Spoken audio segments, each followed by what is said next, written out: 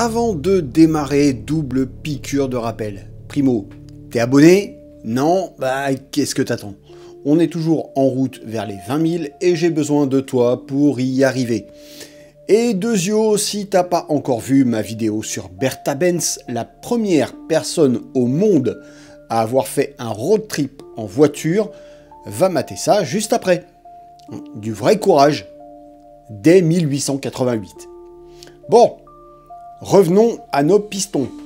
Salut à tous et bienvenue pour cette nouvelle vidéo. J'espère que vous allez tous très bien. Alors, quand on parle de tragédie dans le sport auto, il y a un nom qui revient toujours. Imola, 94, Senna, Ratzenberger, un week-end noir comme la gomme laissé sur l'asphalte. Mais avant eux, il y en a eu d'autres, beaucoup d'autres. Jim Clark, tué à Hockenheim en 68, Gilles Villeneuve, projeté comme une poupée de chiffon à Zolder en 82, Tom Price, fauché à pleine vitesse avec un commissaire de piste à Kyalami. Et je te passe les dizaines d'autres qu'on n'a même plus le temps de citer. Mais si je vous disais qu'il y a eu pire, bien pire, un carnage comme on en verra, espérons-le, plus jamais. Un truc qu'aujourd'hui encore on ose à peine regarder dans les yeux. Un moment où la course a littéralement explosé au visage du public. Bienvenue au Mans, 1955. On va parler de la fameuse course de la mort. 83 morts. Des morceaux de voiture dans la foule, un pilote coupé en deux, et des spectateurs qui, le choc passé, sont restés. Parce que le spectacle devait continuer. Ouais, ambiance. Mais aujourd'hui, on va pas juste faire une liste morbide. On va raconter cette histoire à hauteur d'homme. Du côté des pilotes, du côté des organisateurs, et surtout, du côté des spectateurs. Parce qu'avant d'être un chiffre, chaque mort avait un nom, un visage, une histoire.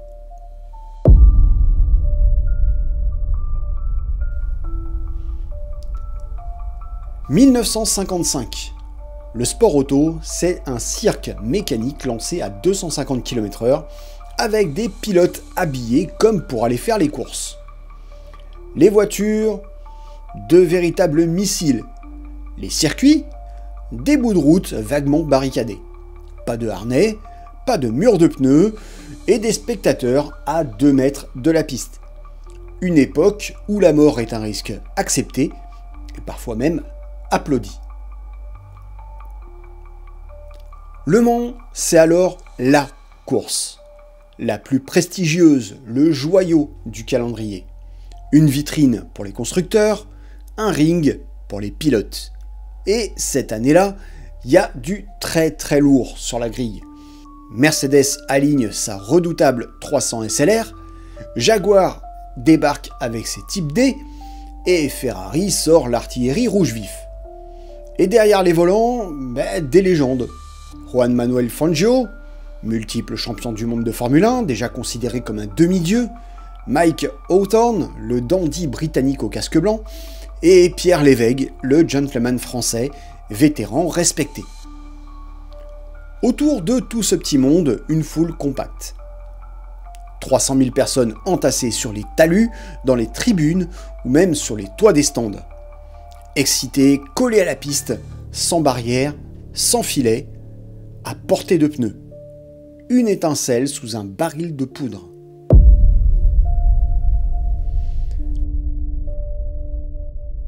Depuis le départ, la course est un bras de fer à fond les manettes entre Jaguar et Mercedes. Fangio et Moss, pour Mercedes, enchaînent les relais d'anthologie, tandis que Mike Hawthorne, sur sa Jaguar Type D, cravache comme un diable pour maintenir l'avantage. Chaque tour est une démonstration de pilotage, chaque arrêt au stand une chorégraphie millimétrée. Le public est en transe. Jaguar fait la course en tête, mais Mercedes colle au train, les deux marques se rendent coup pour coup avec une intensité rare. Tour après tour, les chronos tombent. Le Mans bat des records de vitesse. Il fait beau, les spectateurs sont partout, entassés jusque dans les talus, une bière dans une main, le programme dans l'autre. L'ambiance est électrique. Dans les stands, l'équipe Mercedes commence à sentir la pression monter. Hawthorne est rapide, trop rapide. Il faut réagir, mais sans casser la mécanique, ni fatiguer les pilotes. Et puis, tour 35. Hawthorne freine brusquement pour entrer dans les stands, à plus de 250 km/h, juste après la ligne droite. Lance McLean, sur Austin Healey, le suit de trop près, n'a pas le temps de comprendre. Il donne un coup de volant, sa voiture zigzague. Et là, Pierre Lévesque arrive, pleine balle. Sa Mercedes 300 SLR est lancée à plus de 240 km/h. Il heurte l'arrière de McLean, décolle, s'envole littéralement au-dessus du talus. Et c'est le carnage. La voiture explose littéralement contre un muret en béton. Sous la violence du choc, la Mercedes se désintègre en une pluie de débris. Le moteur est arraché, le capot s'envole comme une lame d'acier, la colonne de direction devient une lance. Tous ces morceaux terminent leur course dans la foule à pleine vitesse. Et comme si c'était pas assez, la voiture est construite avec du magnésium, un métal ultra léger mais hautement inflammable. En touchant le béton chauffé à blanc, l'alliage s'embrase. Les commissaires tentent d'éteindre les flammes à coups de seau d'eau, mais le magnésium ne fait qu'empirer la situation. Il s'enflamme encore plus. Le feu devient une véritable torche vivante. Des corps sont brûlés, des vêtements prennent feu, l'air devient irrespirable. C'est l'enfer sur Terre, au beau milieu d'une course censée célébrer la vitesse et l'ingénierie. Le choc est total, irréel, presque silencieux, tant il est brutal. Lévesque meurt sur le coup. Son corps est projeté hors de la voiture, désarticulé, brisé. Mais ce n'est que le début de l'horreur. Dans les tribunes, c'est un cauchemar sans nom. 83 spectateurs perdent la vie sur le coup ou dans les heures qui suivent. Et plus de 120 autres sont blessés, parfois grièvement. Des bras arrachés, des brûlures, des traumatismes à vie. Il y a des familles entières décimées. Des enfants, des mères, des grands-parents, certains ne seront jamais identifiés. Des gens qui, pour beaucoup, étaient venus vivre un week-end de fête, voir rouler leurs idoles, découvrir les bolides de près, goûter à la magie du Mans. Et qui ont été fauchés par des morceaux de moteur, déchiquetés par des lames de métal, ou brûlés par un feu impossible à éteindre. C'est la pire tragédie de l'histoire du sport automobile. Pas juste en chiffres, en humanité perdue, en regards éteints, en cris qui n'ont jamais cessé de résonner pour ceux qui étaient là. En absurdité pure, parce que personne ne devrait mourir en regardant une course. En douleur muette, celle des familles, des proches, des témoins qui ont vu l'impensable et sont restés debout au milieu des gravats, sidérés, impuissants. Le sport, ce jour-là, a dépassé toutes les limites du supportable. Et là, accroche-toi bien, on décide de ne pas arrêter la course. Oui, tu as bien entendu. Juste après le pire drame de l'histoire du sport auto, alors que des dizaines de corps gisent encore au bord de la piste, la direction de course annonce que ça continue. Officiellement, c'est pour ne pas gêner les secours, pour éviter un mouvement de panique. Officieusement, Mercedes est en tête, Jaguar est encore dans la course. Et l'image, à l'époque, c'est sacré, montrer que rien ne flanche, que la machine continue, que la course, c'est plus fort que tout. Dans les stands, certains sont tétanisés, d'autres regardent ailleurs. Fangio, lui, tourne. Il fait son job. Il pousse la 300 SLR comme si de rien n'était, parce qu'il faut rouler, parce qu'on lui dit de rouler. Et que dans cette époque-là, on n'a pas le luxe de se poser des questions morales. C'est la gagne ou rien. Dans les tribunes, la foule reste sidérée, choquée, hébétée. Certains partent en silence, d'autres ne comprennent pas.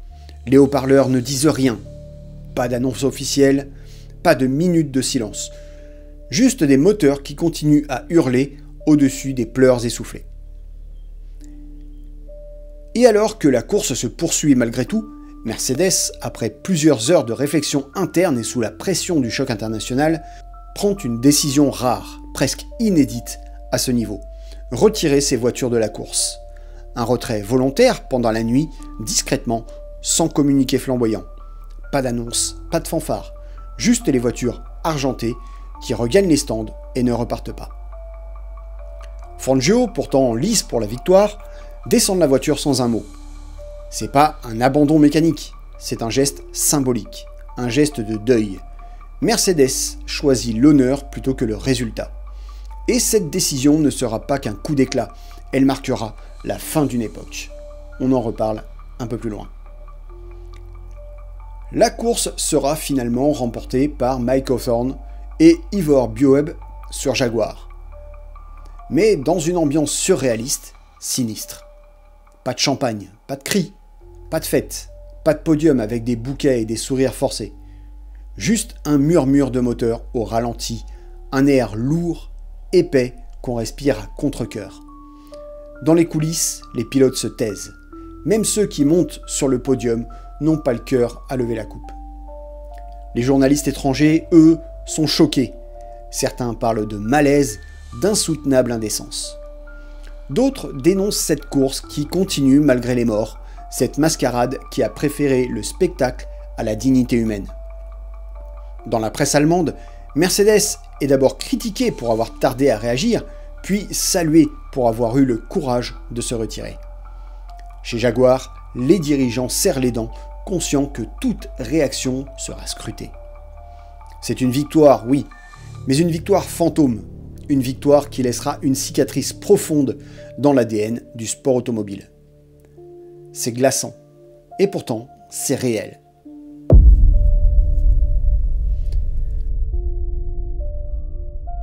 Mercedes, profondément choqué par l'impact de la tragédie, se retrouve face à un dilemme. Continuer comme si de rien n'était ou faire acte de responsabilité. La marque choisit la deuxième option et elle ne fait pas semblant. Elle décide de se retirer totalement du sport automobile. Plus de Formule 1, plus d'endurance, plus rien. Un retrait complet, net, brutal. Mercedes claque la porte d'un monde qu'elle avait contribué à bâtir par respect pour les victimes, mais aussi pour préserver une image devenue, en l'espace d'un instant, lourdement compromise. Ce n'est qu'en 1987 que la firme revient timidement sur la scène, en collaborant avec Sauber dans le championnat du monde d'endurance. Ce retour se fait sans fanfare, dans un contexte très différent, avec des voitures plus sûres et des règles plus strictes. Puis vient le vrai retour en Formule 1, d'abord comme motoriste pendant les années 90, puis en tant qu'écurie à part entière durant les années 2000. Le retrait du Mans 55 aura donc gelé la présence de Mercedes en compétition pendant plus de 3 décennies. Et cette absence, loin d'être oubliée, est souvent citée comme l'une des décisions les plus fortes, les plus marquantes, jamais prises par un constructeur dans l'histoire du sport auto. Le sport auto qui, de son côté, se prend une claque monumentale. L'irresponsabilité ambiance éclate au grand jour. Les voitures sont des fusées sans protection, les circuits sont des champs de mines bordés de spectateurs, et les règles, floues, presque anecdotiques. L'accident du Mans agit comme une détonation mondiale. Les autorités sportives, longtemps passives, sont forcées d'agir. On commence à repenser les circuits, on éloigne les spectateurs de la piste, on recule les stands, on impose les zones de sécurité, on installe des barrières, des grillages, des zones d'évacuation. Les commissaires sont mieux formés, les temps changent, doucement, mais sûrement. C'est lent, c'est laborieux, les mentalités résistent, mais le mouvement est enclenché. Des pays prennent des mesures radicales, comme la Suisse par exemple, traumatisée par les images, qui interdit purement et simplement les courses automobiles sur circuit pendant 60 ans. Plus d'épreuves sur piste fermée entre 1955 et 2015. Une décision rare, historique, qui montre à quel point la catastrophe a marqué les esprits et fissurer l'enthousiasme populaire. Mais c'est pas tout. On commence aussi à s'attaquer aux équipements. Et là aussi, c'est un vrai chambardement. Les casques deviennent obligatoires, alors qu'ils étaient encore facultatifs dans certaines disciplines. On passe du casque en cuir façon aviateur à de véritables coques rigides capables d'encaisser des chocs violents. Les ceintures, longtemps vues comme un piège, l'idée reçue voulait que mieux valait être éjecté que coincé dans une voiture en flammes, sont peu à peu imposées. On comprend enfin qu'un corps projeté dans tous les sens n'a aucune chance de s'en sortir et que mieux vaut rester attaché, même si la peur de brûler reste dans tous les esprits. Les voitures, elles aussi, évoluent. On commence à parler de cellules de survie, de structures rigides autour du pilote, d'armatures conçues pour absorber les chocs sans broyer ceux qui sont à l'intérieur. C'est le début d'un changement de paradigme. La vitesse ne suffit plus. Il faut survivre à la vitesse. On teste, on observe, on adapte. On copie ce qui fonctionne ailleurs. Aviation, armée, industrie lourde. Les matériaux changent, les normes s'imposent, les ingénieurs passent du rêve de vitesse à l'obsession de protection. On parle enfin de dissiper l'énergie d'un crash, de canaliser des forces et surtout de sauver des vies. C'est une révolution lente, laborieuse, freinée par l'inertie, les coûts et parfois l'arrogance des écuries. Mais elle avance. Tragique, mais nécessaire. Et tout commence là, sur les cendres du Mans 1955. Le Mans 55, c'est pas qu'un drame. C'est un moment charnière, un carrefour dans l'histoire du sport auto. Un événement qui a servi de déclencheur, de prise de conscience, de point de rupture. C'est un rappel brutal que la passion a un prix, parfois trop élevé.